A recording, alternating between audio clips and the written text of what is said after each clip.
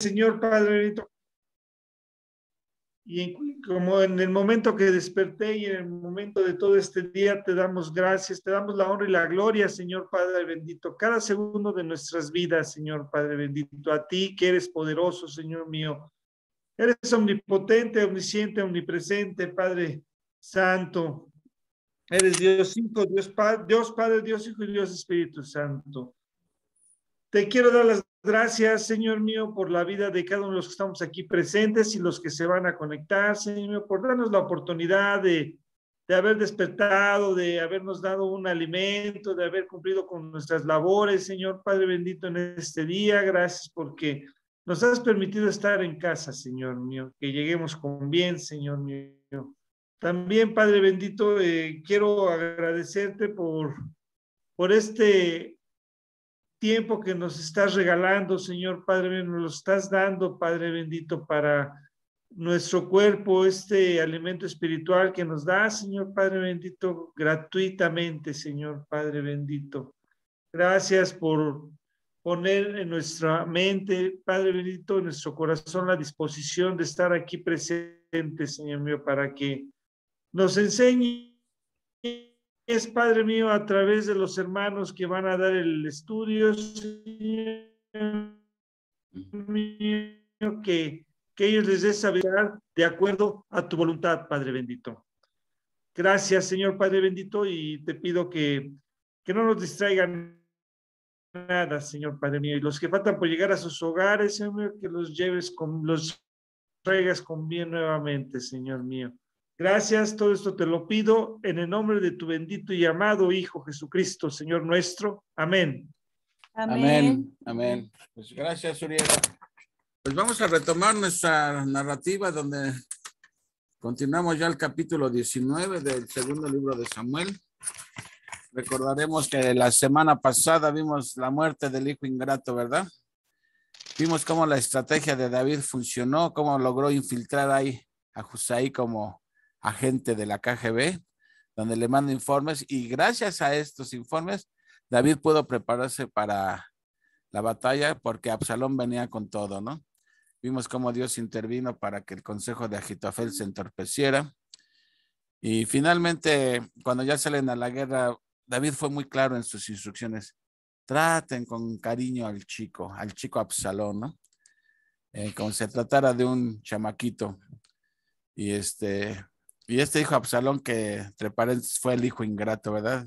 Es triste la historia de Absalón, como un hijo puede rebelarse contra su padre, y no sabes rebelarse ya al grado de querer matarlo para querer usurpar su lugar, ¿no? Y vimos que ya cuando va huyendo Absalón, como de lo que se vanagloriaba que era su greña, su melena, como eso fue la causa de que quedara atorado en un arbusto.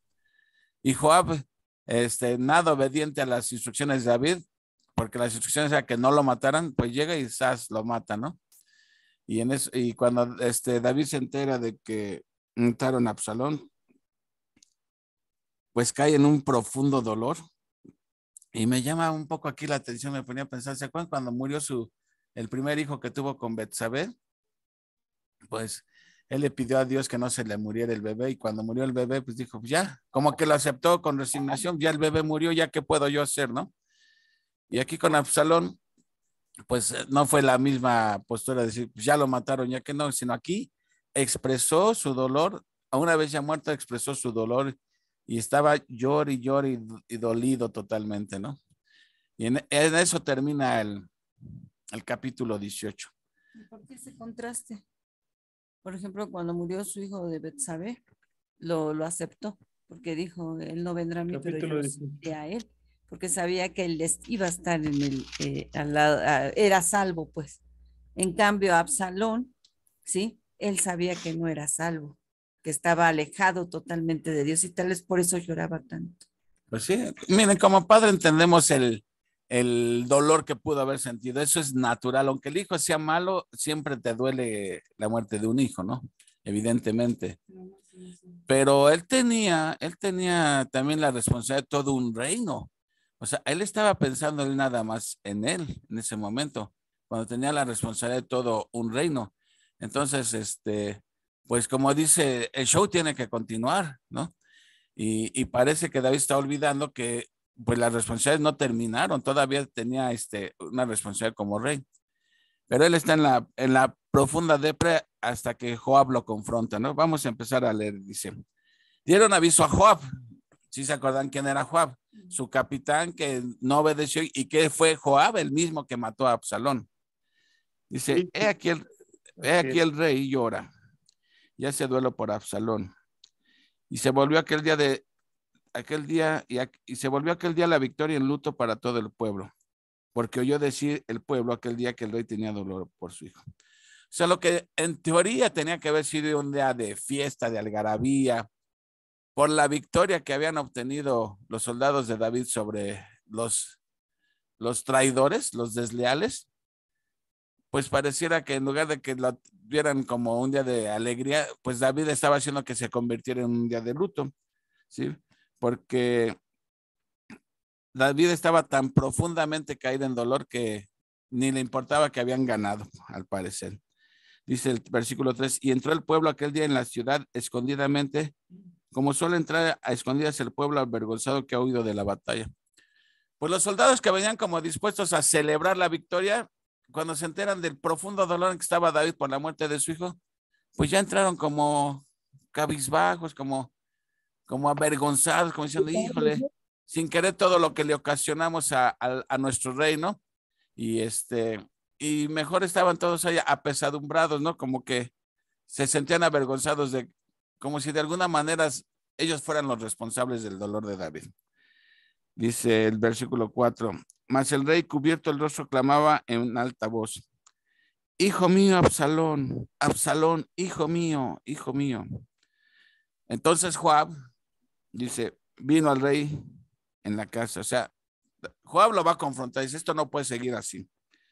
Hoy has avergonzado el rostro de todos tus siervos, que hoy han librado tu vida y la vida de tus hijos y de tus hijas, y la vida de tus mujeres y la vida de tus concubinas, amando a los que te aborrecen y aborreciendo a los que te aman. Porque hoy has declarado que nada te importan tus príncipes y siervos. Pues hoy me has hecho ver claramente que si Absalón viviera, aunque todos nosotros estuviéramos muertos, entonces estarías contento. O sea, aquí Joab le dice, David, ¿qué te pasa? Dice, con esa actitud lo único que estás haciendo es demostrando al pueblo que no te importan, ¿sí? Esos hombres que fueron a exponer tu vida, a defenderte, ¿sí? Con tu actitud lo estás haciendo sentir avergonzado. ¿Y sabes qué es lo más triste, David? Que pareciera que si todos nosotros hubiéramos muerto en la batalla, estarías más contento si Absalón no hubiera muerto, ¿sí? Entonces lo hace reaccionar a David, ¿sí? O sea, pues David tenía que ya darle la vuelta a la página y seguir adelante, no puede uno quedarse sumido en el dolor, ¿no? Y sobre todo cuando tienes todavía responsabilidades y más las responsabilidades de un rey. Y más cuando estos hombres arriesgaron su vida para defender la vida de David, de sus hijos, de sus mujeres, de sus concubinas. ¿Y cómo les estaba pagando David con ese profundo dolor? O sea, David daba a entender que lo único que le importaba era Absalón, ¿no? Como le dijo Joab, si estuviéramos nosotros muertos, pero Absalón vivo, estarías contentísimo porque Absalón está vivo. Así que le va a dar aquí un consejo Joab a David, le va a decir, ponte las pilas, David, porque si no, esto se va a salir de control. Pero también era válido que David sintiera dolor, claro, y que tuviera su luto, ¿no? Claro, pero a veces la responsabilidad hace que pues que tengas que sobreponerte a tu luto y continuar con tu responsabilidad, ¿no? Y sobre todo cuando estaba tanto en juego. O sea, por un lado, Joab también tenía razón. Y David acepta humildemente la reprensión porque vamos a ver que sí le hace caso, sí se pone las pilas David. Bueno, dice 7. Levántate pues ahora y voy afuera y habla bondadosamente a tus siervos, ¿sí? O sea, ve y felicítalos por el triunfo, ¿sí? Dice, porque juro por Jehová que si no sales, no quedará ni un hombre contigo esta noche. Y esto sería peor que todos los males que te han sobrevenido desde tu juventud hasta ahora. O sea, le hace ver, de alguna manera Joab le hace ver que si David no sale y muestra alegría por el triunfo y felicita a su gente, ¿sí? Todos van a desertar de ti, van a decir, ni le importamos al rey. y te vas a quedar solo y esto va a ser peor que todos los problemas que has tenido desde tu juventud. ¿Sí? Esta situación va a ser peor todavía. Y vemos cómo David pues acepta con humildad el consejo, dice, porque entonces se levantó el rey y se sentó a la puerta. Pues que ahí era donde se arreglaban todos los asuntos. Y fue dado aviso a todo el pueblo diciendo, he aquí el rey está sentado a la puerta. Y vino todo el pueblo delante del rey, pero Israel había huido cada uno a su tienda. O sea, la gente de Israel huyeron, ¿sí? Se desperdigaron, ahora sí que cada quien para su tienda, ¿sí? Entonces, ¿quiénes eran los de Israel? Eran los que estaban apoyando a Absalón, ¿se acuerdan? Eran las 10 tribus que estaban apoyando. Prácticamente eran 10 tribus. 10 tribus, prácticamente la mayoría, porque de este lado nada más eran 2 tribus. Entonces, ahora sí que los desertores dijeron, mejor nos vamos haciendo menos porque pues ya mataron a Absalón, pues ¿qué nos puede esperar? O sea, se va a desquitar David ahora de nosotros, ¿no? Entonces dicen, mejor patitas, ¿para qué las quiero? Nos vamos haciendo menos. Dice el versículo 9, y todo el pueblo disputaba en todas las tribus de Israel diciendo, fíjense ahora, huyeron los de Israel, pero fíjense cómo están ahora ellos planteando la situación, ¿sí? Están viendo que a fin de cuentas ellos eran los que estaban mal y tratan de remediar la situación, dice. Y todo el pueblo disputaba en todas las tribus de Israel diciendo, el rey nos ha librado de mano de nuestros enemigos y nos ha salvado de mano de los filisteos y ahora ha huido del país por medio de Absalón. O sea, la misma tribu que le dio la espalda, las tribus que le dieron la espalda a David, ahora reconocen que David les había ayudado muchas veces. Que cuántas veces en su guerra contra los filisteos David estuvo del lado de ellos y los libró de mano de los filisteos, ¿sí? Entonces están reconociendo que David, o sea, que en otras palabras está diciendo, sí nos vimos mal al darle la espalda a David. ¿Cuántas cosas no hizo él por nosotros? Aquí ya empezaba la división entre el norte y el sur, ¿verdad? Ya se empezaba a gestar la división. De hecho, este es el precedente de la división, ¿sí? Entonces, y dice, y tuvo que huir por causa de Absalón, ¿sí? Dice en el 10, y Absalón, a quien habíamos ungido sobre nosotros, ¿sí? Ha muerto en la batalla, ¿sí? O sea, ellos están recapacitando que, a pesar de que están reconociendo que David había sido bueno con ellos, ¿sí? Se sienten mal por haberle dado la espalda, por haber apoyado a Absalón, que a fin de cuentas ahora estaba muerto, ¿sí? Entonces como que quieren componer un poquito la situación, ¿sí? Entonces dice en el 10, Absalón, a quien habíamos ungido sobre nosotros, ha muerto en la batalla. ¿Por qué pues estáis callados respecto de hacer volver al rey? O sea, le están diciendo a las tribus de Israel, miren, David se portó bien con nosotros, ¿sí? Fuimos nosotros los que fuimos los mala onda con David, le dimos la espalda, apoyamos a Absalón. Absalón está muerto, entonces, ¿qué nos espera? ¿Nos quedamos como enemigos de David? ¿O mejor regresamos a él y le hacemos ver que seguimos aceptando que sea nuestro rey? ¿Sí? Y entonces ellos ya hablan nuevamente de volver a aceptar a David como su rey. ¿Sí vamos bien hasta aquí? Sí. Dice el 11. Entonces esto por un lado se está gestando entre las tribus del norte. Por otro lado, David dice, bueno, ¿y qué pasa con las tribus del sur? La tribu de Judá, de donde a él pertenecía esa tribu, dice, mejor los del norte, los que me dieron la espalda, ya están queriendo que yo vuelva, ¿sí? ¿Qué pasa con la tribu del sur, la de Judá? Dice versículo 11, y el rey David envió a los sacerdotes Sadoc y Abiatar, diciendo, hablar a los ancianos de Judá y decirles, ¿por qué seréis vosotros los postreros en hacer volver al rey a su casa? Cuando la palabra de todo Israel ha venido al rey para hacerle volver a su casa. O sea, David está diciendo, dile a los de Judá que ya mejor los de Israel, los que me dieron la espalda, están dispuestos a recibirme otra vez, a aceptarme como su rey.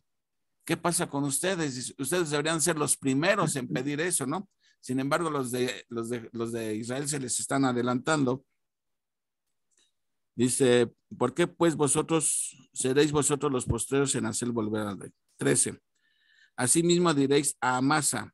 Este Amasa también era sobrino de David, era también pariente de Joab. Asimismo diréis a Amasa, ¿no eres tú también hueso mío y carne mía?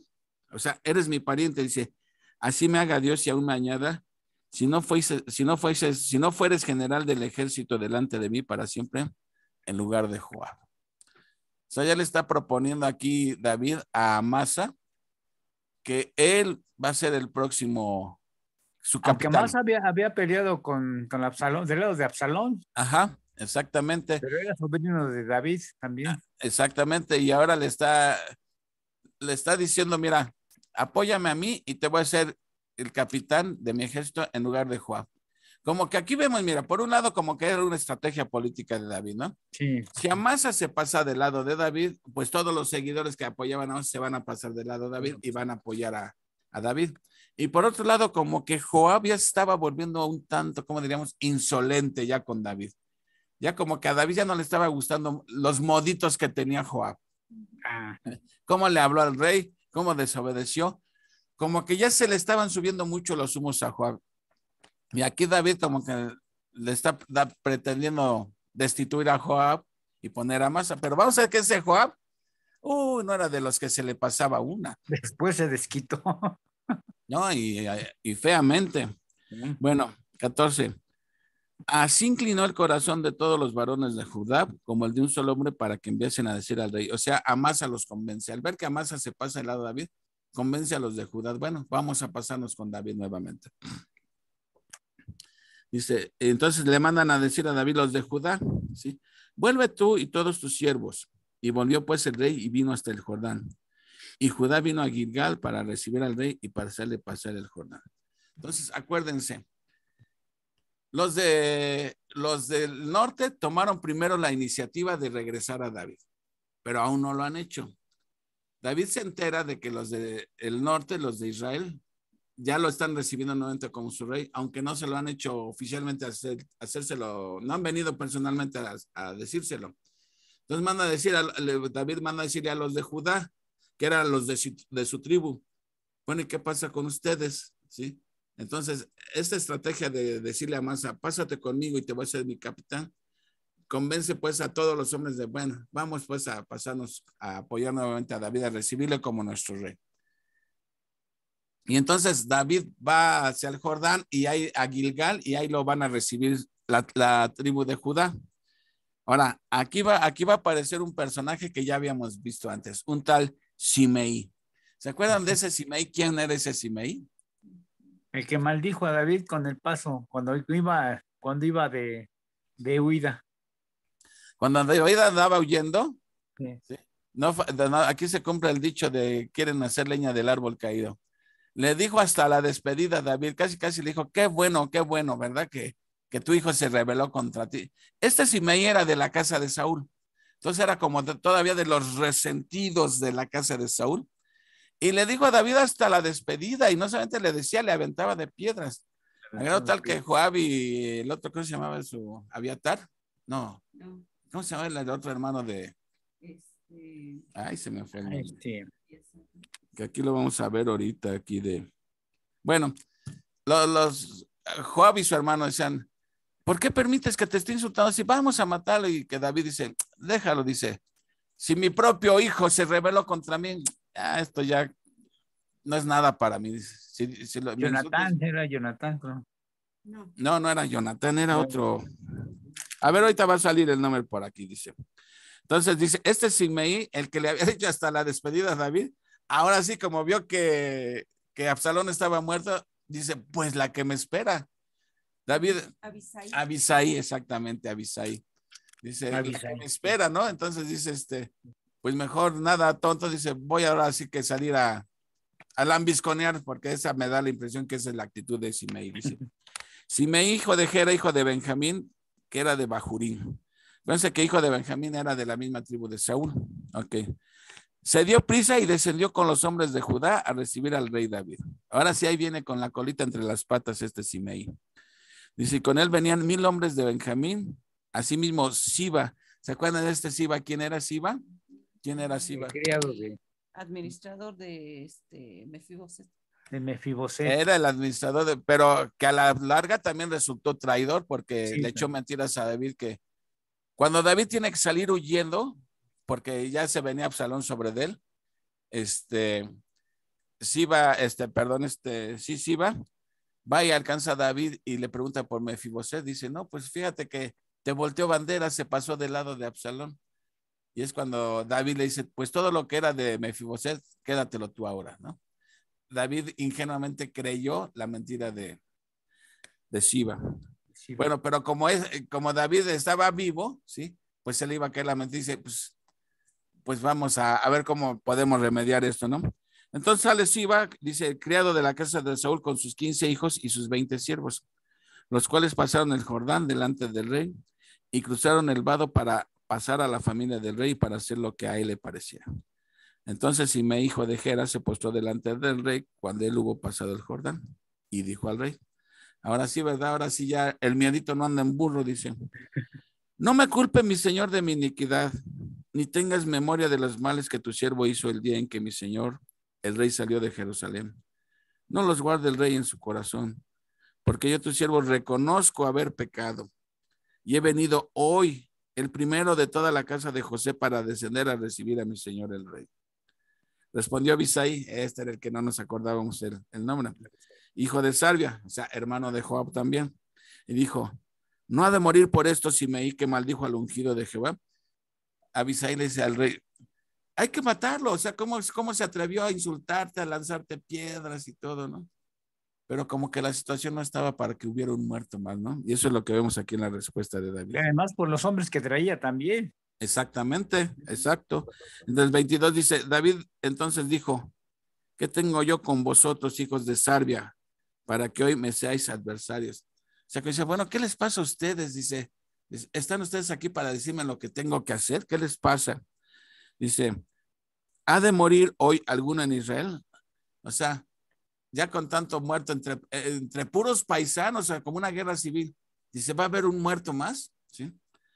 Dice, pues no. Dice, no va a morir. Dice, ¿ha de morir hoy alguno en Israel? Dice, pues no sé yo que hoy soy el rey sobre Israel. O sea, hoy otra vez vuelvo a ser el rey. Dice, y en mi regreso va a haber un muerto.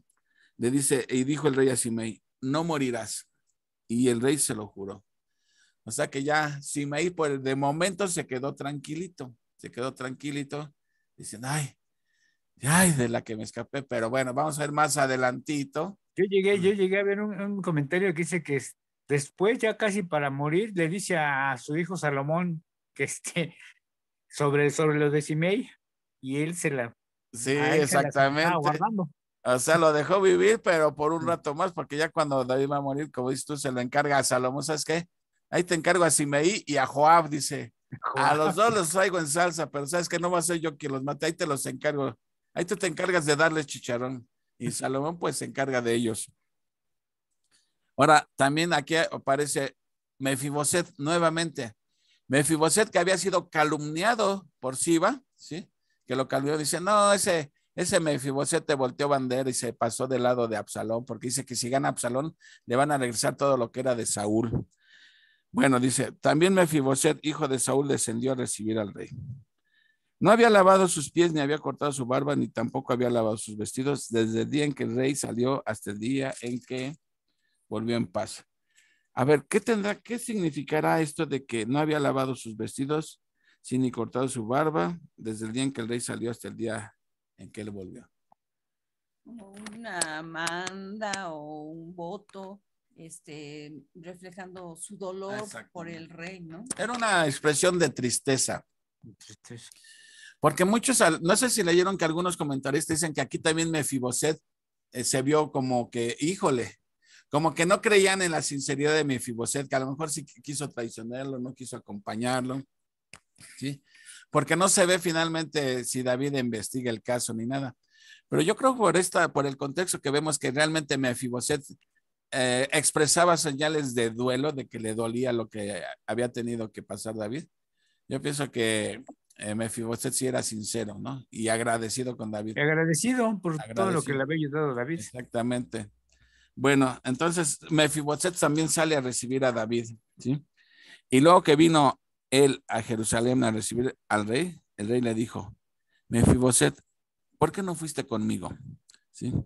Y él respondió, rey, señor mío, mi siervo, o sea, el tal Siba, dice, me engañó, pues tu siervo había dicho, enalbárdame un asno y montaré en él e iré al rey porque tu siervo es cojo. O sea, lo que está diciendo aquí Mefiboset, mira, yo le dije a Siba, prepárame un burro, porque él no podía caminar porque era lisiado de los pies. Dice, yo no puedo caminar, prepárame un burro, ¿sí? Pero ¿qué hizo este Siba? No le preparó el burro y se fue Siba con el burro, ¿sí? Para que él no pudiera seguirlo.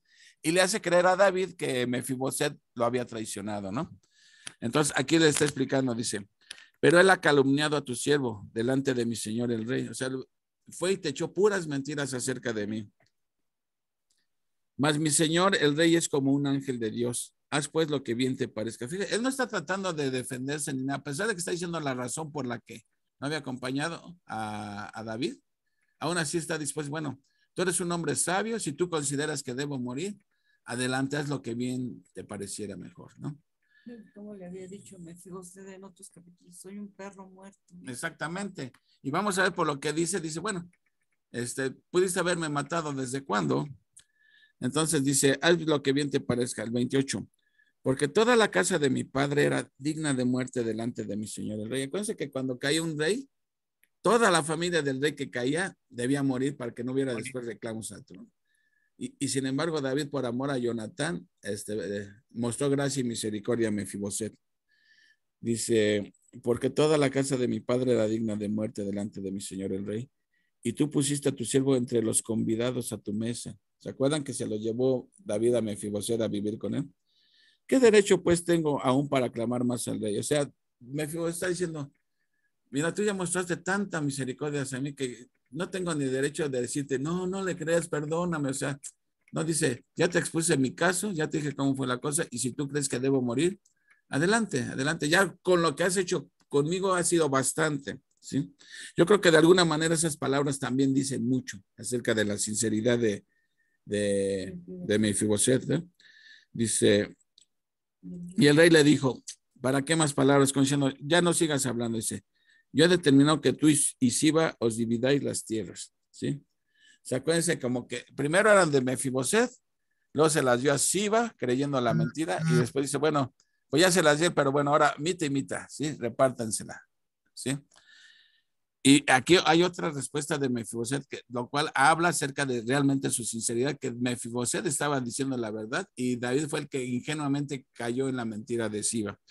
Dice, porque 30 dice, y Mefiboset dijo al rey, deja que él las tome todas, pues que mi señor el rey ha vuelto en paz a su casa. O sea, lo que está diciendo Mefiboset dice, a mí no me interesan las tierras, deja que se las quede, a mí lo único que me interesa es que tú estás salvo, que regresaste a casa. Eso es lo único que me interesa, ¿sí? Y realmente esa respuesta también es mucho, habla mucho, ¿no? Así que el carácter de David, que era hombre íntegro y que estaba diciéndole la verdad a David. Bueno, aquí ya no sabemos en qué para el asunto de Mefiboset y de Siba, ¿no? O si el rey después investigó bien a fondo o algo. Eso es todo lo que nos dice, mostrando Mefiboset que a él lo que le importaba era la vida del rey, no las tierras. Bueno, y aquí también va a aparecer ahora otro personaje, ¿sí? Dice, ¿se acuerda cuando David andaba oyendo que llegaron a una ciudad que se llamaba Manahaim? Que ahí les recibieron con mucha comida, víveres, vimos que quesos, hasta borregos y le decíamos hasta su barbacoa. Bastante. Exactamente, después de que andaban sedientos, hambrientos, cansados, ahí ellos los reciben y les dan de comer todo, descansan y todo, y es como agarran fuerzas para ir a pelear contra Absalón. Bueno, Barzilai era uno de ellos, de los que los recibieron. Dice, también Barzilai Galadita descendió de Rogelín y pasó el Jordán con el rey para acompañarle al otro lado del Jordán. Ahora, ¿quién era Barzilai? Nos dice que era muy anciano, de 80 años. Y él había dado provisiones al rey cuando estaba en Mahanaim. Era hombre muy rico, ¿sí? Fíjense, un hombre muy rico, ¿sí? Pero bondadoso, generoso. Ya ven que dicen que es un principio que Dios da para que uno dé más por gracia, ¿verdad? Y aquí vemos que se cumple. Él era un hombre generoso, pero porque hay hombres que tienen mucho dinero y no les sacas ni un peso. Era rico y era generoso. Y él mostró generoso con David. Cuando David andaba huyendo, Barzilai fue de los que le ayudó. Bueno, este hombre era un hombre muy rico y 33. Y el rey dijo a Barzilai, pasa conmigo y yo te sustentaré conmigo en Jerusalén. O sea, David se acuerda de la ayuda que le dio Barzilai. Dice, vámonos a Jerusalén, dice, y yo me voy a hacer cargo de ti. ¿Sí? Dice, más Barzillai dijo al rey, ¿cuántos años más habré de vivir para que yo suba con el rey a Jerusalén? Entonces tenía ya 80 años. De edad de 80 años hoy este día. Podré distinguir en lo que es agradable y lo que no lo es. O sea, dice, aunque me llevaras a tu mesa, a comer a tu mesa, ya a mis 80 años me da lo mismo si me das frijoles o me das caviar, ya no distingo, ya me da lo mismo lo que sea, ¿no? Entonces dice, ¿podré distinguir entre lo que es agradable y lo que no lo es? ¿Tomará gusto ahora tu siervo en lo que como o beba? Si me sirves un vaso de vino, un vaso de agua, ya a mi edad ya no distingo entre una cosa y otra. ¿Qué caso tiene? ¿Sí? Dice, oirá más la voz de los cantores y de las cantoras. Dice, ya no puedo, ni aún mi oído ya no distingue una voz femenina de una masculina. O sea, en otras palabras, está diciendo, ya estoy demasiado viejo, ya casi a punto de morir. ¿Sí? Dice, ¿para qué pues ha de ser tu siervo una carga para mi señor el rey? O sea, Barzillai está diciendo, mira, si me voy contigo, lo único que voy a hacer es ser una carga para ti. Fíjese también qué sabio este Barzillai, ¿no? Dice 30, pasará tu siervo un poco más allá del Jordán con el rey. ¿Por qué me ha de dar el rey tan grande recompensa? Dice, yo te ruego que me dejes volver a tu siervo, y que muera en mi ciudad junto al sepulcro de mi padre y de mi madre. Mas he aquí que tu siervo Quinán era hijo de Barzillai, o sea que diciendo, yo ya no tiene caso ya que me recompenses a mí así, pero tengo un hijo, a él sí le puedes ayudar. Dijo el rey, dijo, he aquí tu siervo Quinán, que pase él con mi señor el rey y haz a él lo que bien te pareciera. O sea, así como me quieres dar a mí, mejor dáselo a él, a mi hijo. ¿Sí? Y el rey le dijo, pues pase conmigo Quinán, y yo haré con él como bien te parezca. Y todo lo que tú pidieras de mí, yo lo haré. Y todo el pueblo pasó el Jordán, y luego que el rey hubo también pasado, el rey besó a Barzillai y lo bendijo, y él se volvió a su casa. O sea, nada más Barzillai lo que quería era cruzar con él el río en señal de bienvenida a David, pero que ya una vez que cruzara, otra vez se regresara para su casa. Que no, él no quería ir a Jerusalén, ¿sí? Por las razones expuestas. Dice entonces el 40, el rey entonces pasó a Gilgal y con él pasó Quinán, y todo el pueblo de Judá acompañaba al rey y también la mitad del pueblo de Israel. Ok, pero nunca falta un pelo en la sopa, ¿recuerdan? Nunca falta un pelo en la sopa. Dice en el versículo 41, y aquí que todos los hombres de Israel vinieron al rey y le dijeron, todos los hombres de Israel eran aquellos que le habían dado la espalda a David, ¿sí? Los que fueron los primeros en decir, bueno, pues si ya Absalón está muerto y David ha hecho tanto por nosotros, pues mejor volvamos a aceptarlo, reconozcámoslo otra vez como nuestro rey. Bueno, pero en lo que lo pensaban y todo, pues los de Judá se le adelantaron. Entonces, aquí van llegando toda la gente de Israel, de las 10 tribus, y dijeron, ¿por qué los hombres de Judá, nuestros hermanos, te han llevado y han hecho pasar el Jordán al rey y a su familia y a todos los siervos de David con él? En otras palabras, ¿por qué no nos esperaron para celebrar juntos? Para que también quedara como por unanimidad, todos lo estamos recibiendo. O sea, en otras palabras, nos madrugaron, se nos adelantaron, ¿sí? Dice el 42, y todos los hombres de Judá respondieron a todos los de Israel, porque el rey es nuestro pariente, perdón. Y todos los hombres de Judá respondieron a todos los de Israel. Dice, cuando les dice, ¿por qué hicieron esto? Dice, porque el rey es nuestro pariente, o sea, él es de nuestra tribu. Más, ¿por qué os enojáis vosotros de eso? ¿Hemos nosotros comido algo del rey y hemos recibido de él algún regalo? 43, entonces respondieron los hombres de Israel y dijeron a los de Judá, nosotros tenemos en el rey 10 partes y en el mismo David más que vosotros. O sea, diciendo, ¿qué importa que David sea de la tribu de ustedes, de la tribu de Judá? Nosotros somos 10 tribus. En todo caso, nosotros merecemos más a David que ustedes, aunque sea su pariente. Más o menos es la idea de lo que están diciendo las tribus de Israel. ¿Sí? Dice, ¿por qué pues no os habéis tenido en poco? O sea, al no haberles dicho que ellos iban a ir a recibir a David, ¿sí? Estos se sintieron como ofendidos, como que le hicieron el feo, ¿sí? Y ahora van y como que reclaman, ¿no? ¿Por qué hicieron esto sin nosotros? Dice, no hablamos nosotros los primeros. ¿Por qué pues nos habéis tenido en poco? Dice, ¿no hablamos nosotros los primeros respecto de hacer volver a nuestro rey? O sea, en otras palabras dice, de nosotros fuimos los primeros de la idea de volver a recibir a David. Fuimos nosotros los de esa idea primero. Y ustedes todavía estaban ahí dándole la espalda a David, pero se nos adelantaron, ¿sí? Entonces ellos lo toman como una ofensa, como un desaire que les hicieron.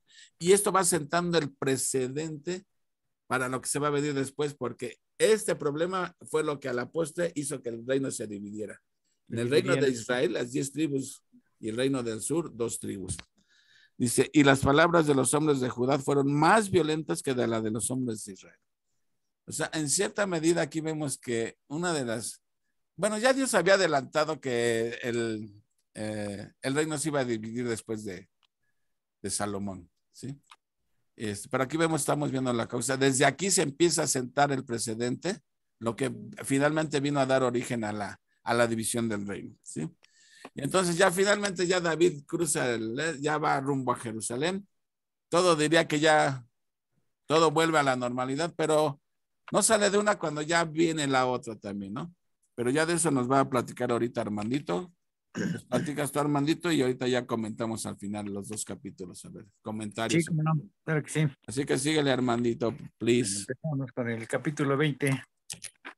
Además, como introducción, vamos a ver que antes de que llegue David a Jerusalén, Seba, va a ser con B grande, Seba, porque al final les voy a mencionar a un Seba con B chica, que es un escriba. Pero este Seba, que era el cabecilla de la tribu de Benjamín, encabeza una nueva rebelión. Después vemos que lo primero que hace David al llegar a Jerusalén es condenar a sus concubinas a perpetua reclusión. Después Amasa, a quien el rey encarga la formación de su ejército, y eso ya vimos que Amasa lo nombró capitán general en lugar de Joab. Dice, es demasiado lento en sus movimientos, lo cual preocupa a David cuando le va a mandar un encargo, ¿no?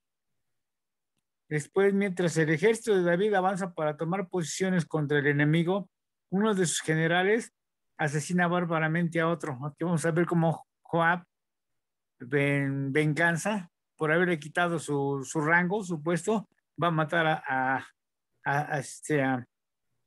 Amasa.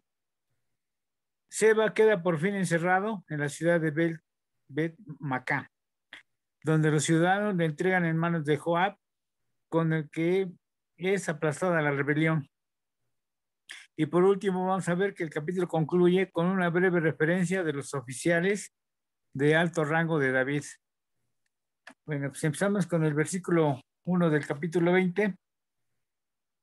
El título dice que es la sublevación de Seba.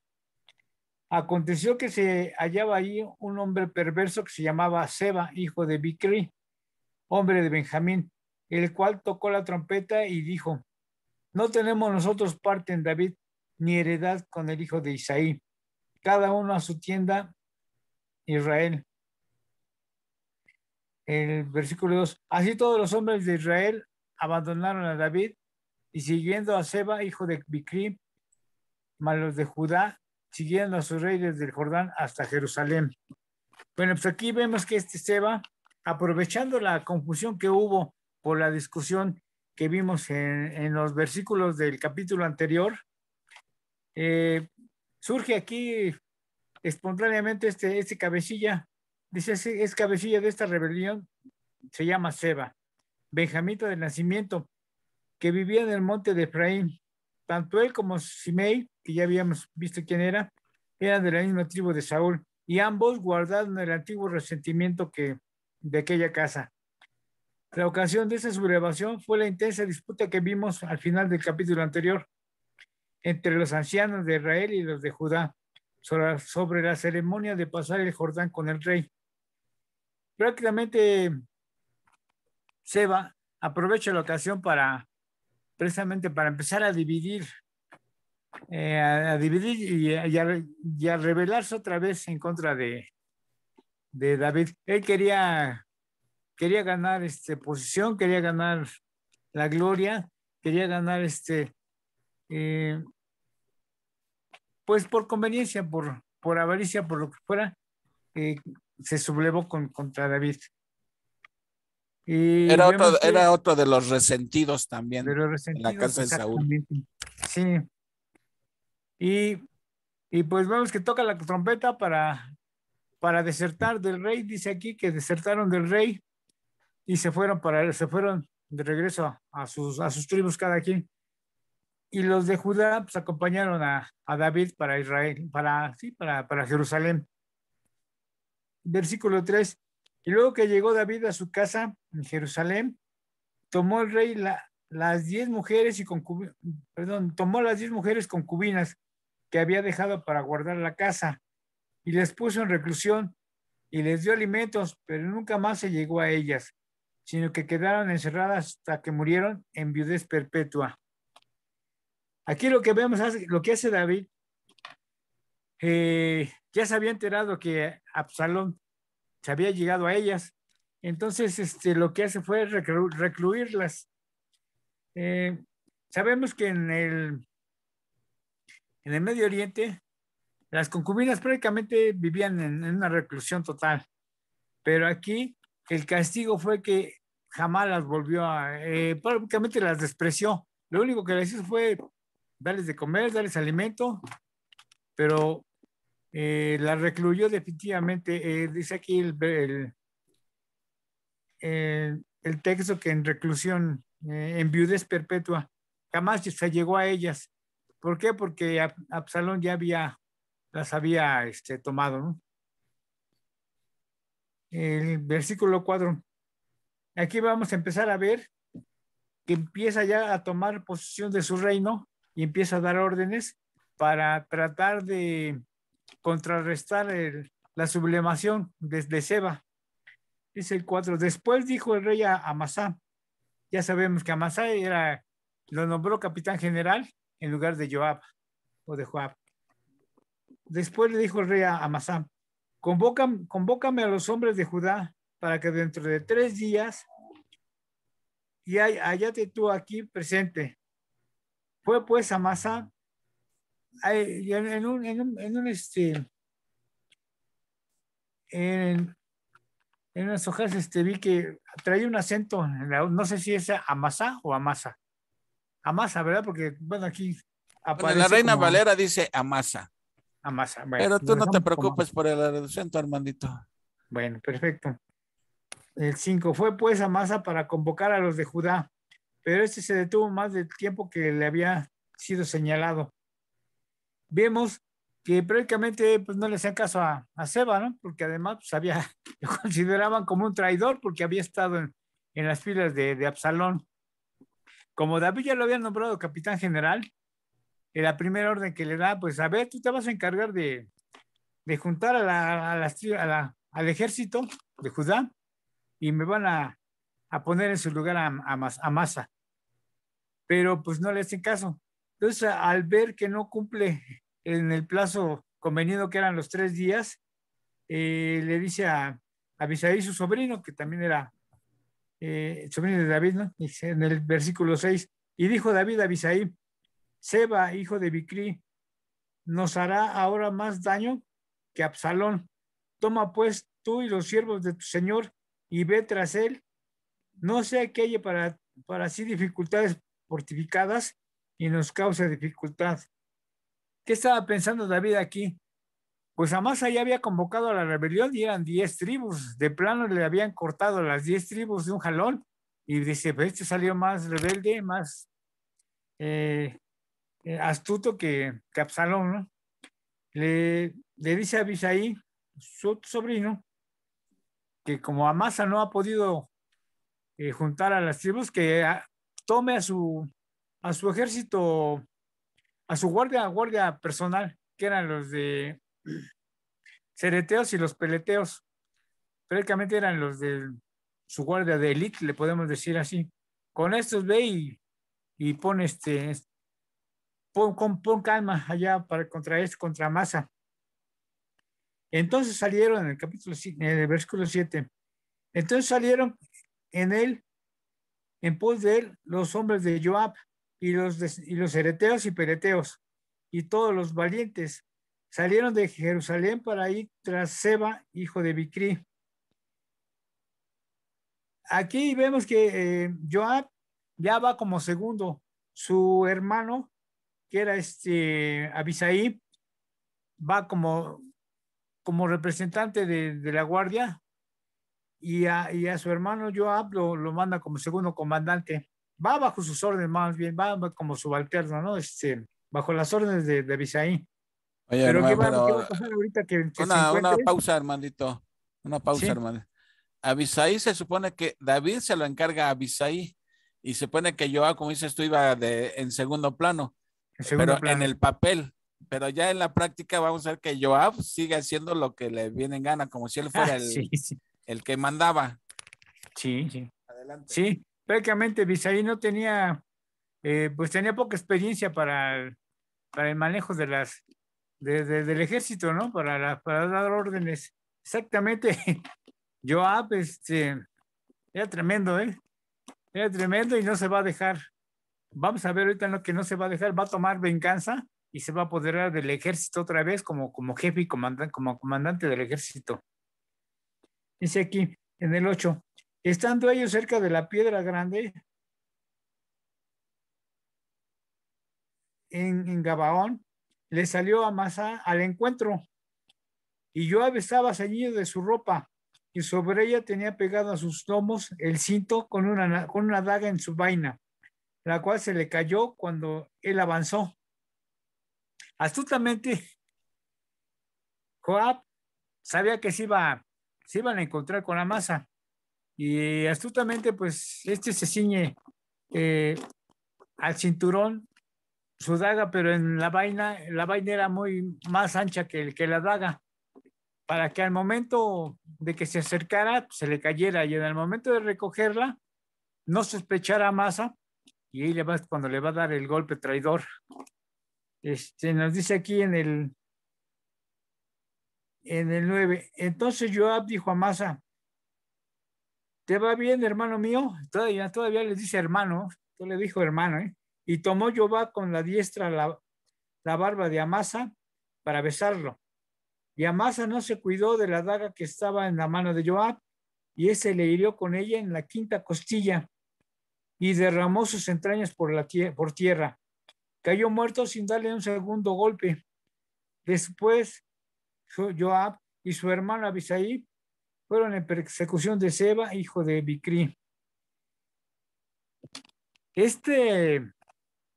Joab, pues sí, se las sabía de todas. Astutamente llegó con Amasa, todavía le dijo hermano, se le acercó, le dio un beso o trató de besarlo, tocándole la barba, pero con la otra mano ya tenía la daga preparada y le asestó. Dice aquí que le sacó las entrañas, ha de haber sido la daga no tan profunda, bueno, ha de haber sido un golpe profundo, porque de cuenta, yo me imagino que le hizo una especie de harakiri porque se le salieron las entrañas. Pues sí. Oye, y además esto indica que Joab ya estaba enterado que David había nombrado a Amasa Amasa, sí, en su lugar, ¿sí? exactamente. Entonces, y Joab, para las pulgas de Joab, que ya vimos que era un insolente con David y no Sí, respetaba las decisiones de David, dice, pues, ¿cómo que va a quedar en mi lugar? Yo me encargo de que no quede en mi lugar. Y fíjate la estrategia, deja caer la daga casi cuando ya va llegando a Amasa para que a la hora que la recoja no sospeche nada a para Amasa. que no sospechen. Y ya nada más le dice, guárdame este fierro, ¿no? Y lo ejecuta ahí. Sí. Siendo primos, Amasa y Joab Así eran es. primos. Qué bonita familia. Sí, aquí se le está cumpliendo otra vez lo que le había dicho a David, el profeta, ¿no? Que sobre su casa iba a mantenerse la daga o la sangre, ¿no? Que iba a haber muertos en su familia, ¿no? Que están, porque, pues a pesar de que son familiares, bueno, Joab tenía a Amasa como traidor porque había estado del lado de Absalón. Además, está vengando porque ya por causa de él le habían quitado su puesto. que aquí prácticamente está tomando venganza para tomar otra vez, ser el comandante jefe del ejército. Aquí ya ni tomó en cuenta ni a su hermano Abisaí, y aparte estaba desobedeciendo las órdenes de David. Así es. Prácticamente se le está poniendo en contra, bueno, no tanto en contra, pero diciéndole, mira, yo soy aquel y aquí mis chicharrones truenan. Y se volvió a quedarse al frente de la guardia. Y es más, ni siquiera tuvieron la delicadeza de sepultar el cuerpo de Amasa. Ahí lo dejaron tirado a un lado, nada más le pusieron una capa encima para que no se le viera la cara, y se lo dejaron a la suerte a los buitres y a los animales salvajes de ahí, de por esa zona. Y como si nada, vámonos. Ni su hermano le dijo nada, tampoco le llamó la atención. Bueno, vemos aquí que en el 11, uno de los hombres de Joab se paró junto a él diciendo, cualquiera que ame a Joab y a David, vaya en pos de Joab. Sabemos que el ejército estaba a favor de Joab también, porque pues él había sido su general y siempre habían peleado con él. Aquí lo que le están diciendo este soldado, que reconocían prácticamente a Joab como su comandante, y vámonos tras él. En el 12, y Amasa yacía revolcándose en su sangre en mitad del camino. Y todavía estaba vivo, todavía no moría del todo. Y todo el que pasaba al verle se detenía. Y viendo a aquel hombre que todo el pueblo se paraba, apartó a Amasa del camino al campo y echó sobre él una vestidura. Ni siquiera tuvieron la delicadeza de sepultarlo. Ahí lo dejaron a su suerte. En el 13 espérame, hermanito. O sea, lo que pasó con Amasa es como el problema que mataron a Amasa y lo dejaron ahí, era que todos los que había atrás se estaban distrayendo con él. Como cuando vas en la autopista en tu carro y hay un choque y se hace la pelotera, nadie avanza por estar ahí de morboso a ver qué fue lo que pasó, ¿no? Entonces, de alguna manera ven que dejaron el cuerpo y todo el mundo se estaba distrayendo, atrasándose por estar ahí de morbos viendo qué pasó. Y mejor agarraron y lo aventaron para el campo, donde lo sacaron pues del camino y lo taparon para que ya no estuviera distrayendo, ¿no? Prácticamente cubrieron cubrieron el cuerpo o el crimen. Amasa, Joab, cubrió su crimen y como si nada hubiera pasado. Siguieron igual, siguieron su camino hacia... Así es. Sanguinario totalmente, Joab. Sí, un sanguinario. El 13. Luego que fue apartado del camino, pasaron todos los que seguían a Joab o a Joab para ir tras Seba, hijo de Bicri.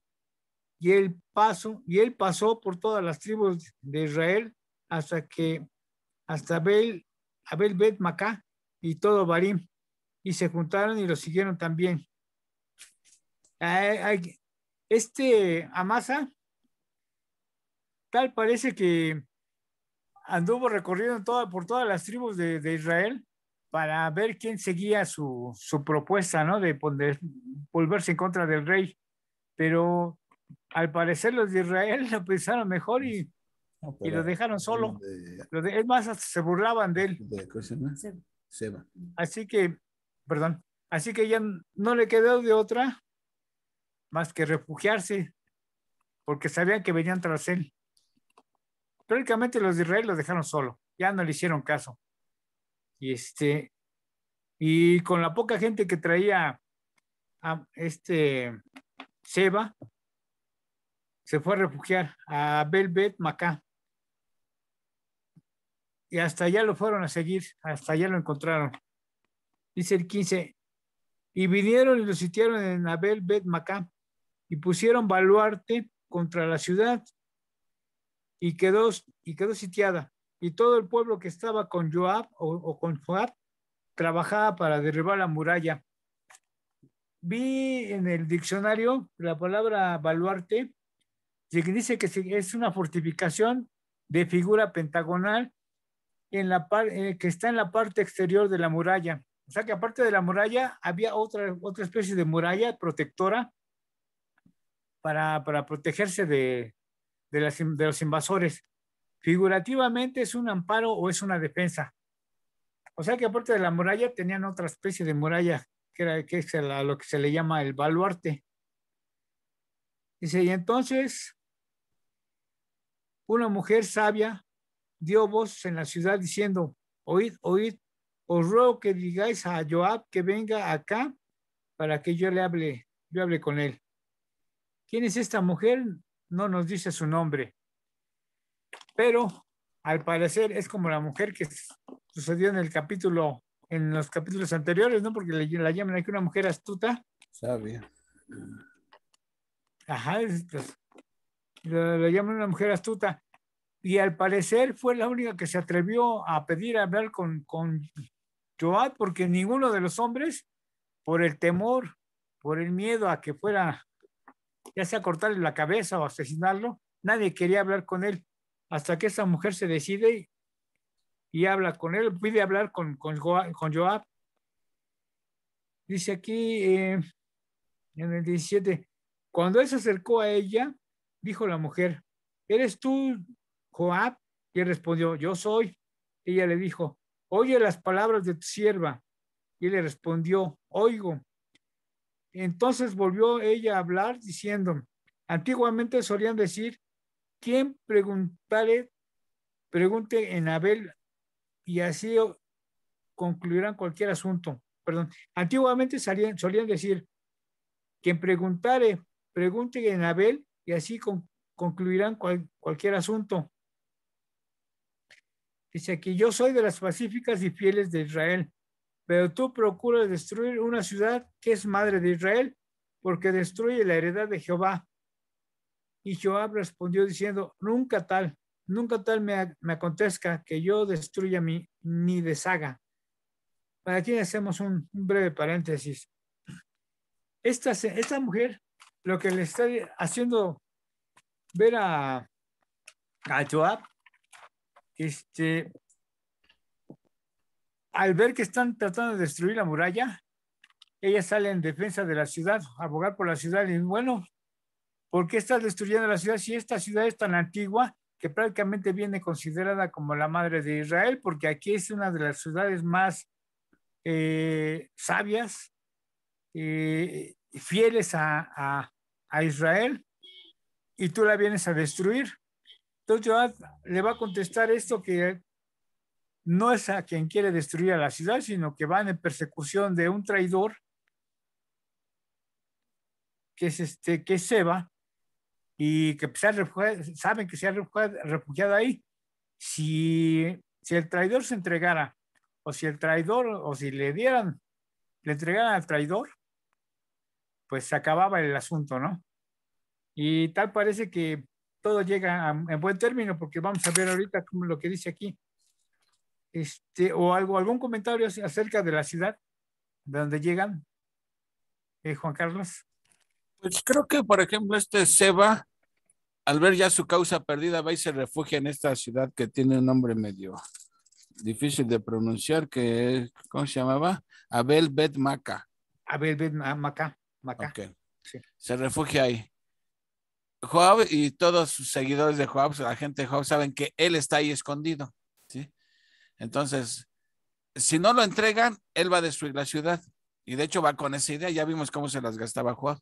Sí. Pero esta mujer sabia, pues razonó y dijo, no vas a venir a destruir esta ciudad que tiene un gran prestigio y honra para todo Israel.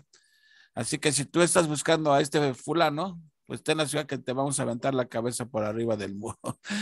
Híjole, ¿no? Y entonces diciendo, no vamos aquí a esconder a ese, ¿no? Eso es lo que quieres, vamos a evitar la guerra. Nosotros te vamos a entregar su cabeza, ¿no? Y entonces pues dice Joab, bueno, pues órale, pues. Sí, O sea, ya me imagino, ahí Joab pues ya perdió el apoyo de todos, ¿no? A pesar de que llegó, me quieren matar. Digo, Seba, perdón. Seba. Pero se le cebó. Sí que se le cebó, sí.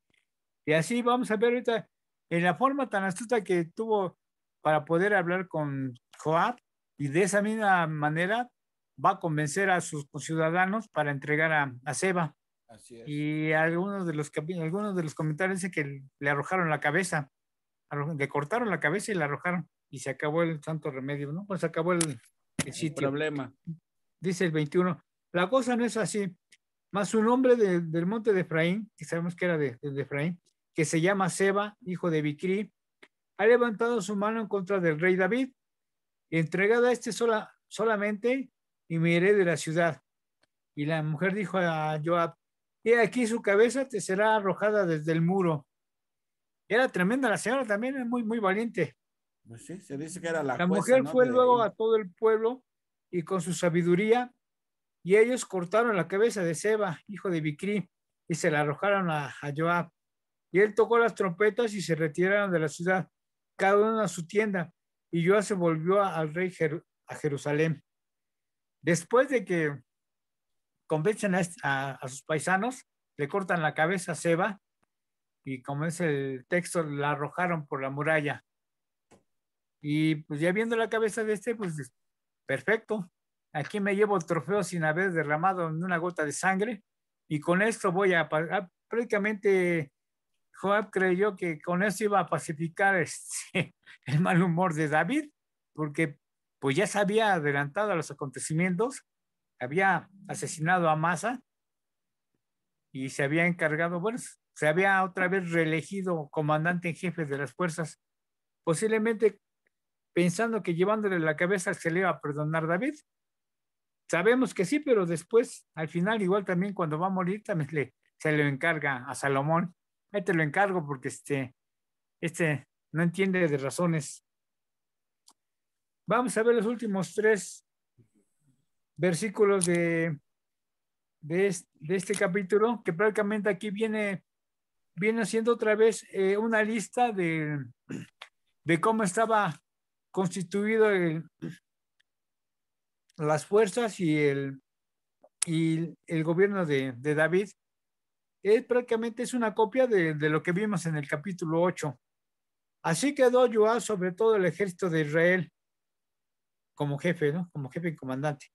Benaía, hijo de Joaida, sobre los cereteros y peleteros. Estos eran las fuerzas especiales de David. Joaida que quedó a cargo de ellos. Y Adoam sobre los tributos. Aquí vamos a ver también que es la primera vez que se habla sobre tributos. Tal parece que al final del reino de David empezó a cobrar tributos, cosa que no había hecho durante el principio. Y tal parece que vamos a ver que Salomón, aparte de los tributos, como que abusa de ellos, y empieza también el problema con la división de los reinos, ¿no? También. Dice que, y Josafat, hijo de Ahilud, era el cronista. Seba, aquí vemos a un Seba con B chica, era lo que les mencionaba hace rato. Seba era escriba, y Sadoc y Abiatar, sacerdotes. E Ira Jaireo fue también sacerdote de David. En estos últimos versículos, vamos a ver que hallamos en una lista de los principales oficiales de la corte de David. La lista ofrece muy pocos cambios comparada con las del capítulo 8, pero se pone aquí por 3 razones. Para empezar, la primera es para ver que Joab ha recobrado el mando del supremo del ejército. Segunda, para que se observe el cambio de lugares. Benayá o Benayahu ocupa ahora el segundo lugar, y el lugar del quinto en la lista anterior, quizá para mostrar los buenos servicios que había prestado con las fuerzas de los mercenarios. Dice, en cambio, los sacerdotes que anteriormente figuraban como en tercer lugar, se ven aquí en el sexto, lo que parece indicar que el aspecto militar predominaba en la actual situación. Adoram o Adorahim ocupaba el cargo como jefe de los exactores de tributos, pues solo al final de su reinado es cuando comenzó a exigir tributos o contribuciones. Dice aquí que algunos autores opinan que su cargo consistía en supervisar los trabajos forzados. Aquí en ocasiones la palabra tributos posiblemente pudiera también dar a entender que eran los trabajos forzados. Dice, vamos haciendo dice, haciendo aliados de hombres que empezaron a hacer trabajos forzados y empezaron a cobrar tributos. Pero también aquí tengo otro comentario de lo último que vimos en este capítulo. Dice que parece que David aceptó el asesinato de Amasa en manos de Joab, porque aparece en la lista de los administradores reales de David. Joab quedó sobre todo el ejército de Israel, como ya vimos. Benaí, hijo de Joaida, sobre los cereteros y peleteros, que eran las tropas especiales de David. Dice aquí, Adoram estaba encargado de los tributos, posición que siguió ocupando en el reino de Salomón. Y Josafat era el cronista. Seba era el escriba oficial. Seba, les comento que era como chica, no fue el traidor. Ocupaba el puesto de escriba, quien evidentemente fue sucesor de Seralías. Sadoc y Abiatar siguieron siendo los principales sacerdotes. Y finalmente, Ira Jaireo fue un ministro especial de David que ocupó el lugar de los propios hijos del rey. Y por último, les quiero leer algo que dice aquí, que la última frase que nos deja en suspenso, ¿qué iba a hacer el rey con su general impertinente? Estamos refiriéndonos a Joab. Ya había asesinado a Abner, a Absalón y a Amasa. Parece que el monarca dejó el juicio de Joab en manos de Salomón, y eso lo vamos a ver en Primera de Reyes. Y así concluye el capítulo 20. Si hay algún comentario o alguna pregunta o alguna otra, o un poco más, que abordaras un poco más en los detalles, Juan Carlos. Pues lo primero que escuché que me dijiste que Seba era hijo de quién. Seba, el Comechica, ¿verdad? Seba, el traidor. Seba, el traidor. ¿De quién era hijo? Ahí es donde está el error. Seba no era hijo de Cricri. Bicri. Es que es Bicri. No, es que aquí sonaba como Seba, hijo de Cricri. Caray. No, de Bicri. Yo dije, no era hijo del grillito cantor. No, vemos aquí, miren. Yo sigo viendo aquí por un lado, bueno, ustedes ven en todo esto que está sucediendo en David, ven como todavía el alcance de las consecuencias del pecado. Sí. De que la espada nunca se iba a apartar, o sea, iba a haber siempre derramamiento de sangre, espadazos, todo. Entre la familia de David. Y digo, esto enseña una cosa, o sea, cuando cometemos un pecado, no tenemos ni idea de las consecuencias del alcance de ese pecado. Pareciera que, bueno, ya pequé, ya pagué mi consecuencia hoy en día, pero las consecuencias a veces tienen un alcance que ni te lo imaginas. Bueno, un ejemplo, mira, lo que hizo Abraham con ¿cómo se llama su esclava? Agar. Chagar. Por desesperarse y desobedecer a Dios y tener paciencia, se mete con Agar, nace Ismael. Bueno, eso ahí contravenía Abraham lo que Dios había decidido ordenar. ¿Hay consecuencias de ese pecado hasta el día de hoy? Hasta el día de hoy, fíjate, después de miles de años, las consecuencias de ese pecado. La guerra entre los palestinos y Israel, los musulmanes e Israel, ¿sí? Y eso es lo que pues debemos tomar muy en cuenta, que el pecado siempre deja consecuencias y a veces las consecuencias ni idea tenemos hasta dónde llegaron las consecuencias del pecado, sí, el alcance de las consecuencias del pecado, ¿no? Yo creo que aquí en la vida de David se ilustra perfectamente eso, las consecuencias del pecado. Podríamos decir el pecado de David y sus consecuencias, que han pasado ya muchos. ¿Cuántos años han pasado desde que se metió con Betsabé, que la tomó a la fuerza? Bueno, hay opiniones, pero el asesinato de Urías, en fin, han pasado ya muchos años y cómo las consecuencias siguen todavía. Entonces yo creo que es una buena lección para nosotros, que recordemos que el pecado a veces trae consecuencias que pasan años y aún seguimos pagando las consecuencias. Eso por un lado. Otro lado también que yo veo que Joab, evidentemente Joab era muy bueno, muy sagaz, muy eficaz como soldado, ¿sí? pero se dan cuenta que siempre contravenía las órdenes de David. David dijo, no maten a Absalón, y va a matar a Absalón. Sí. Nombra a Amasa el jefe de su ejército y va y mata a Amasa. ¿Sí? A Abner también mató. O sea, siempre haciendo las cosas. Entonces yo digo aquí una lección para nosotros. ¿De qué te sirve, vamos, para que tuvieras un empleado muy eficiente, muy sagaz, muy astuto, pero siempre contraviene tus órdenes, ¿no? Entonces como que yo digo, yo no quisiera tener, bueno, yo que tengo una vez, no me gustaría tener un empleado que yo le diga, haz esto y siempre hace lo contrario pensando que lo que él está haciendo está mejor, ¿sí? Entonces también hay... La cadena de autoridad, ¿no? Exactamente, o sea, no hay sumisión, ¿no? O uno mismo, cuando uno está bajo las órdenes de alguien, pues si la orden es esta, pues uno tiene que respetar las órdenes que recibimos del que está por encima de nosotros. Siempre y cuando no sea en contra de Dios. Sí, sí, evidentemente, como dice la Biblia, es necesario obedecer a Dios antes que a los hombres. Pero igualmente sigo viendo aquí las consecuencias y vemos como que cuando todo parece en calma, prepárate porque ahí te viene una. Parecía que ya David regresa a Jerusalén ya triunfante y nuevamente esa discusión que hubo entre las tribus, ¿sí? Originó que dijeran muchos, pues entonces a volar otra vez. Nunca falta un cabecilla que incita al mal, ¿sí? Se subleva y todo. Ocasión. Exactamente. Y entonces veo, hay mucha enseñanza para nosotros. Bueno, yo es lo que veo. A ver, alguien que quiera opinar más, vamos a dar la bienvenida a Viri, que ya entró, Ale Domínguez y Brenda.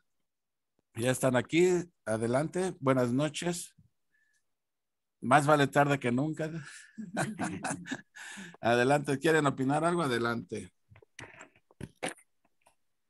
Pues básicamente ya estamos llegando al final del libro de Segunda de Samuel y vemos cómo pues David tuvo que pagar las consecuencias de su pecado. Vemos aquí pues traiciones y más traiciones contra el pobre David. Bueno, digo pobre porque a final de cuentas pues al que mucho se le, ¿cómo el dicho? Mucho se le Entonces, bueno, pues Dios lo que quería era de verdad pues decirle a David que lo que hizo estaba mal y que eso no se iba a borrar de la noche a la mañana, ¿no? Que las consecuencias iba a tener que pagar y pues vemos, ¿no? Y con lo que más le duele que son sus propios hijos, ¿no? Entonces, que cuando muere Absalón, pues David estaba pues sumido en su dolor, ¿no? Y no veía el triunfo que pues que se había ganado para su reino, ¿no?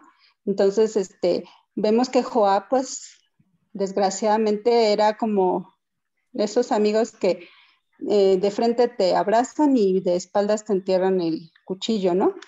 Pero bueno, pues Joab no era, bueno, la Biblia no dice que Joab era un hombre espiritual, o sea, no dice que era un hombre entregado a Dios, realmente él era un hombre de guerra y era, si tenía que pasar por encima de quien sea para ganar y lograr sus propósitos, se lo hacía, pero Joab no era un hombre, ¿no? Entonces, bueno, sí ayudó mucho a ganar guerras y a preservar el reino, pero vemos que en cuanto a la amistad era malo, no era de esas amistades que queremos tener, ¿no? Entonces, pues, desgraciadamente, sí,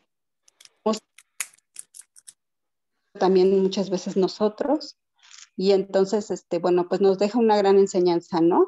Siempre, pensar antes de cometer algo abominable para Dios, pensarlo 2 veces y si no, y si ya lo hicimos, pues también debemos aceptar las consecuencias, ¿no? Entonces, pues, ¿qué más te puedo decir? La verdad es que estos libros están muy, muy interesantes y ya vamos a terminar, ya vamos a entrar a Reyes y Reyes también está muy bueno. Entonces, bueno, pues eso sería todo. Gracias. Gracias a ti, Brenda. Y pues sí, como dices tú, estos libros nos enseñan una cosa, hay enseñanza para nosotros de que en la vida de David podemos ver el lado de lo que se debe de hacer y lo que no se debe de hacer, ¿verdad? Y vemos que aquí yo veo que si David desde desde que no salió a la guerra y anduvo ahí de fisgón en la azotea y viendo a Betsabé, yo pienso, si se hubiera imaginado toda la serie de consecuencias que se le venían, creo que difícilmente hubiera cometido ese pecado de adulterio, de asesinato. Y digo aquí, si nosotros, como dices, Brendis, cuando estemos tentados a pecar, lo primero que pensemos es las probables consecuencias y el alcance de las consecuencias, ¿verdad? Entonces, sí, hay mucho que aprender aquí. Tú, Leti, agrégame algo. Pues, vemos que realmente, pues nuestro pecado realmente tiene consecuencias, pero también vemos la gracia de Dios que cuando nos arrepentimos de todo corazón, pues Dios nos perdona, ¿no? Pero nos deja las consecuencias para que no olvidemos que actuamos mal, ¿no? Entonces vemos aquí la gracia de Dios y es lo que Dios hace con nosotros, ¿no? Nos perdona por medio de su Hijo Jesús, aunque no lo merezcamos, por gracia, ¿sí? Y nos da la salvación eterna. Entonces vemos que aquí Dios no le debe nada a nadie. Realmente somos pecadores, culpables, pero en su misericordia y en su gracia, Él nos da el perdón. Así es, Dios no es deudor de nadie. ¿Quién más quiere comentar algo? Digo, estos capítulos realmente están impactantes, ¿no? Y sobre todo cosas que sucedieron hace 3,000 años aprox, como todavía hoy tienen aplicación para nuestras vidas y lecciones para cada uno de nosotros. ¿Alguien más que quiera agregar?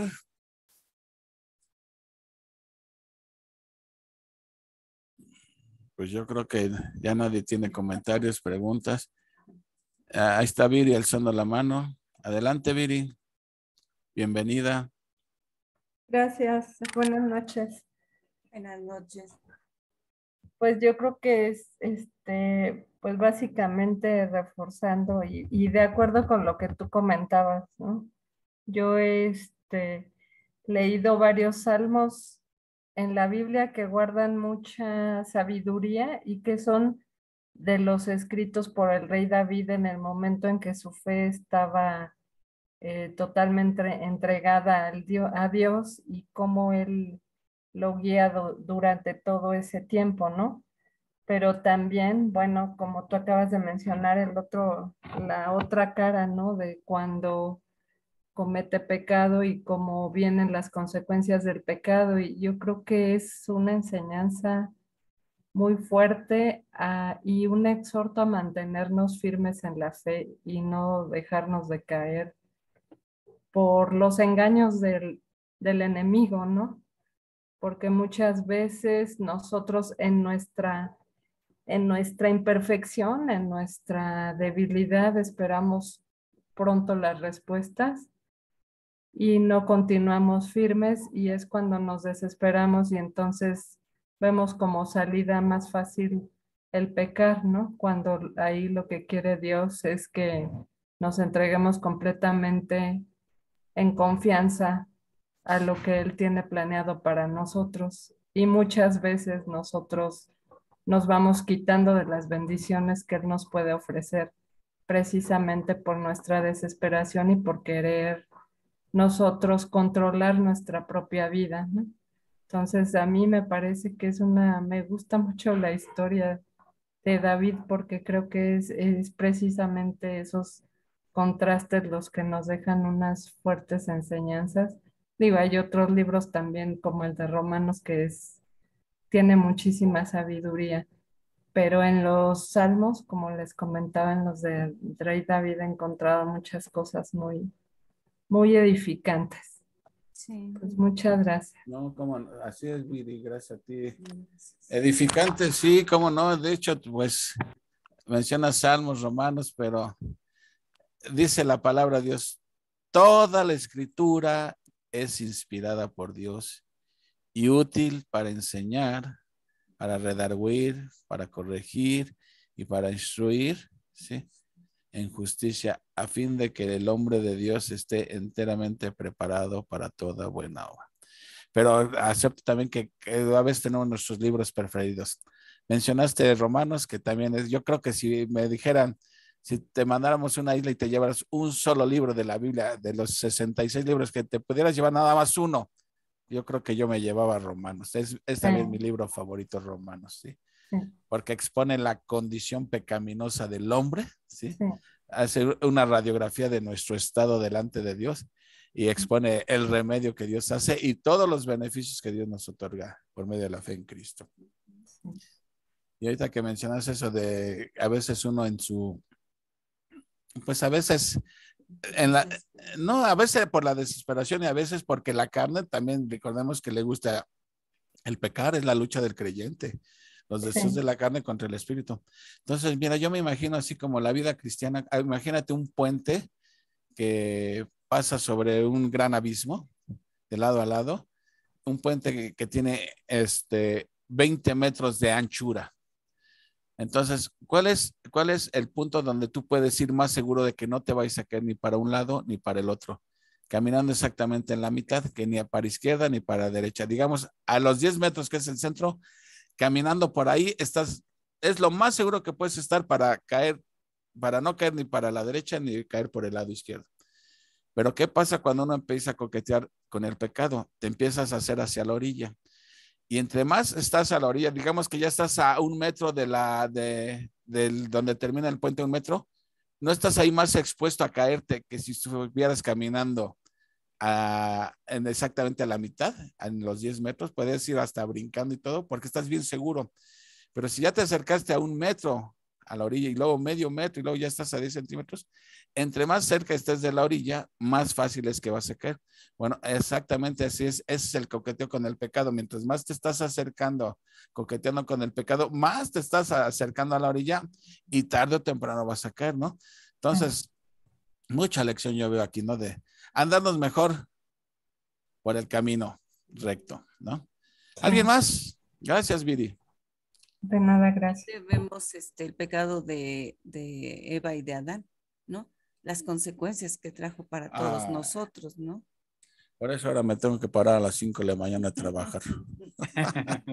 Las consecuencias. Bueno, que ya existía el trabajo desde antes de la caída, pero ahora con el sudor de tu frente comerás. Ahora si no trabajo, no como.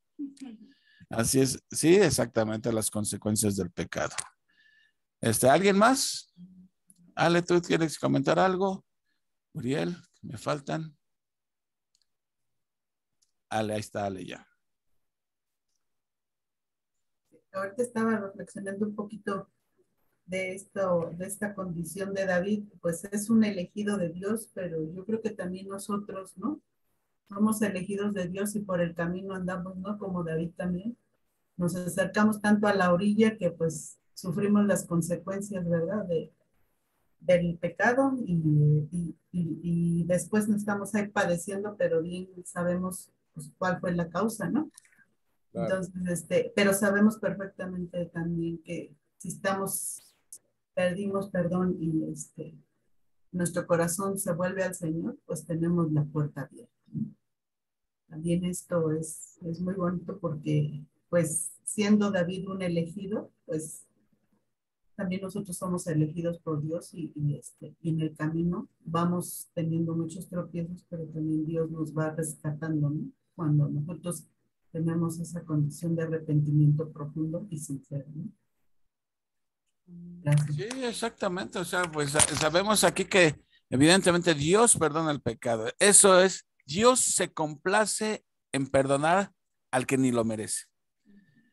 Pero si nos deja si no nos dejara las consecuencias, Dios estaría haciéndonos un mal y entonces ya no podríamos hablar de un Dios de amor. Si Dios nos deja las consecuencias es porque nos ama. Porque si Dios quitara, ok, ya pediste perdón, te quito las consecuencias. Nuestra tendencia humana, carnal, natural, ¿qué pasaría? Volver a caer. Volvemos a las andadas. Entonces Dios deja las consecuencias para que la próxima vez lo recuerdes antes de hacer una desobediencia, ¿no? Entonces hasta las consecuencias son muestras del amor y la gracia de Dios, ¿no? Qué bueno que no nos las quita para que esté ahí el recordatorio siempre de las consecuencias, ¿no? Ezequiel 33. A ver, Ezequiel 33, 11, dice así: diles, vivo yo, dice Jehová el Señor, que no quiero la muerte del impío, sino que se vuelva el impío de su camino y que viva. Volveos, volveos de vuestros malos caminos. ¿Por qué moriréis, oh casa de Israel? Exactamente, lo que quiere es que nos volvamos a él. Pues sí. Y miren, Dios dice en el Nuevo Testamento, si confesamos nuestros pecados, Dios es fiel y justo para perdonar nuestros pecados y limpiarnos de toda maldad. Ahí está una promesa. Si confesamos nuestros pecados, ¿sí? ¿Sí? Dios es fiel y justo para perdonar nuestros pecados y limpiarnos de toda maldad. Pero, ahí está la promesa, pero Dios en ningún lado promete que no tendrás consecuencias, ¿verdad? Entonces, Dios perdona, pero las consecuencias los deja. El pueblo de Israel desobedecía a Dios, Dios los castigaba, clamaban a Dios, pero las consecuencias ahí se las deja. Lo vimos cuando vimos Jueces. Por no obedecer a Dios, ellos clamaban a Dios. Señor, perdona, sí, los perdonaba, pero les dejaba las consecuencias. Y así lo vemos a lo largo de toda la Escritura, ¿no? Pagando todo el mundo las consecuencias de sus pecados. Abraham pagó las consecuencias. Bueno, que se dice Adán pagó por consecuencias. Todo el mundo en la Biblia pagamos las consecuencias de nuestros propios errores, pecados e iniquidades. Muy bien, si ya no hay alguien más, Uriel, te paso el micro. Bueno, creo que no está porque creo que tenía un compromiso. Bueno, entonces miren, entonces vamos a despedir la reunión. ¿Tú tienes algo más que agregar, Armandito? No, está Muy bien. bien, Armandito, muchas gracias por la exposición. Pues como decía, gracias. les aviso que el próximo viernes no va a haber este estudio, ni sábado, es Viernes Santo. Vamos a andar por Qatar allá sacando boletos para el Mundial, etcétera, comprando nuestros boletos. Y reanudamos, ya nos queda 21, 22 y 23 y 24. Así que este mes terminamos ya Samuel. Regresamos en mayo con Primera de Reyes, la muerte de David ahora sí y el rey de Salomón. Y también mañana terminamos Santiago, así que todavía hay mucho. Empezaremos con los atributos de Dios, que conozcamos al Dios que adoramos, todopoderoso y soberano, grande en misericordia. Vamos a ver los atributos de Dios. Entonces, Armandito proponía que si hacíamos algo en Semana Santa, no lo sé todavía, yo les aviso en estos días si podemos planear algo para Semana Santa, algo que tenga que ver con la pasión de Cristo, ¿no? Obviamente. Entonces, pero en vía de mientras, pues muchas gracias por su atención. Gracias, Armandito, por tu participación, y pues si no hay nada más que agregar, algún motivo de oración. Les comento que ya Martita hablé con ella, seguramente que mañana va a estar con nosotros. Digo, eso espero, ¿verdad? Y pues no sé si Brendis, ¿puedes despedirnos con una oración? Si ya no hay más que agregar, tú le tienes algo que agregar si no esté pasando. No, pues pues así que las peticiones que han mandado entre semana, ¿no? Sí. Seguir orando por la tía Vicky, que pues se mantenga sana para la operación el 1 de junio, ¿no? Ok, julio. Julio, ¿no, Ale? ¿O junio? Julio. Sí. Bueno, pues entonces, ¿tú puedes orar, Brendis, para despedirnos y dar gracias al Señor? Pues claro que sí. Adelante. Bueno, gracias al Señor, gracias Señor por un día más de vida, Padre Santo, gracias por la oportunidad que nos das de estar vivos y de tener un techo, Señor, de tener comida, Señor, de tener ropa para poder cobijarnos, Señor. Familia, de tener pues amor, Padre Santo, y de tener a nuestros hermanos en Cristo, Señor. Gracias por este estudio, porque nos enseñas tantas cosas, Padre Santo, que todo lo que aprendemos de la Biblia, pues lo vemos reflejado muchas veces en nuestras vidas, o lo vemos reflejado en otras personas, Señor, y aprendemos de ello, Padre Santo. Y gracias también por dejarnos las consecuencias de nuestros pecados, porque así nos hace recordar, Padre Santo, que tú eres el único Padre que nos juzga, el único que puede salvarnos, Padre Celestial, y yo te agradezco por por todo esto, Padre bendito. Te doy gracias por la vida de Juan Carlos y Leti, Señor, por su disposición a enseñarnos, Señor. Gracias por sus conocimientos y porque los comparten. Señor, aprendemos mucho de ellos, Padre bendito. Gracias por la vida de Armandito, que nos compartió esta parte del libro, este estudio, Señor, que fue muy edificante para nuestras vidas. Gracias por todos los hermanos que estamos aquí presentes para aprender tu palabra, Señor, y los que no se pudieron conectar, bueno, pues también te pido que los bendigas grandemente para que ellos puedan seguir estudiando tu palabra. Señor, yo te quiero pedir en esta noche por mi tía,